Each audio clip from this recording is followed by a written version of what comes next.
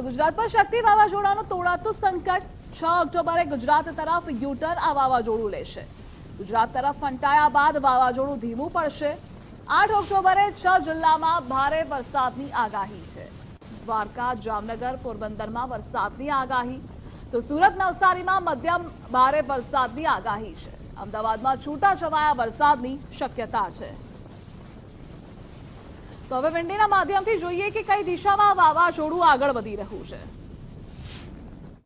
ગુજરાત પર શક્તિ વાવાઝોડાનો ખતરો છે, તેની અસર દેખાવાની શરૂઆત થઈ ગઈ છે। વિંડીમાં આપણે જોઈએ અરબી સમુદ્રમાં આ વાવાઝોડું સક્રિય થયેલું છે, ઓમાન તરફ આગળ વધી રહ્યું છે। વિંડીમાં આપણે ટાઈમ હોરિઝોનમાં ચેન્જ કરીને જોઈએ તો આ સતત વાવાઝોડું એક કર્વ લઈ રહ્યું છે। આજ 5 ઓક્ટોબર છે। આજે જો કે તેની ગતિ બદલવાનું હતું, દિશા બદલવાનું હતું, પરંતુ આવતીકાલનો સમય ઇન્ડિયન મેટ્રોલોજીકલ ડિપાર્ટમેન્ટ દ્વારા આપવામાં આવ્યો છે અને અહીંયા આપ જોઈ રહ્યા છો કે અહીંયા વાવાઝોડું સક્રિય થયેલું છે। દરિયામાં એ વધુ તીવ્ર પણ બની શકે છે। શક્યતાઓ બે છે, કારણ કે આ વાવાઝોડું એ દરિયામાં સમાઈ શકે છે। જો તેની દિશા બદલે છે તો એક ટ્રફ એ ગુજરાત પર પસાર થશે, જેના કારણે તેની સૌથી વધારે અસર જોવા મળશે કચ્છ, આ સાથે દ્વારકા, દક્ષિણ ગુજરાત, ન માત્ર ગુજરાત પરંતુ મહારાષ્ટ્ર, ઉત્તર ભારતમાં પણ તેની અસર જોવા મળશે। અહીંયા આપ જોઈ રહ્યા છો આ વાવાઝોડું જે છે દ્વારકાથી લગભગ ગઈકાલે 250 કિલોમીટર દૂર હતું। 110 કિલોમીટર પ્રતિ કલાકની ઝડપે પવન ફૂંકાઈ શકે છે। આ હવામાન નિષ્ણાંતોના દાવાઓ છે, પરંતુ અહીંયા સ્કાય ઝોન હોવાના કારણે જામનગર, દ્વારકા, કચ્છમાં વરસાદ પડી શકે છે।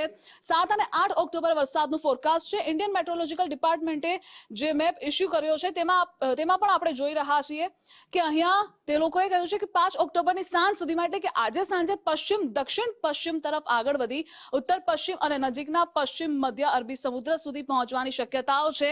આ આખો ઓબ્ઝર્વડ ટ્રેક છે અને આ આખો ફોરકાસ્ટ ટ્રેક છે કે કઈ દિશામાં આગળ વધશે। આઉટર ક્લાઉડની અસર એ ગુજરાત પર જોવા મળશે અને 6 ઓક્ટોબર 2025 આવતીકાલે એ ફરી એકવાર તેની દિશા બદલી શકે છે। જો કે એવું પણ અનુમાન છે કે ધીમે ધીમે તે નબળું પડશે। વિંડીમાં અહીંયા આપ જોઈ રહ્યા છો કે આ વાવાઝોડું સતત 7 અને 8 તારીખે 7 તારીખનું આપણે જોઈ રહ્યા છીએ, જો કે ગુજરાતથી ઘણું દૂર છે, પરંતુ તેની અસર અત્યારથી જ દેખાવા લાગી છે।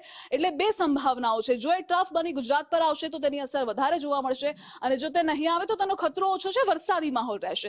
આઈએમડી નું ફોરકાસ્ટ નોર્મલ છે, આજે બધે જ ગ્રીન છે, પર્ટિક્યુલરલી આજે એરિયા છે ત્યાં જ દક્ષિણ ગુજરાત પાસે યલો એલર્ટ જારી કરાયું છે।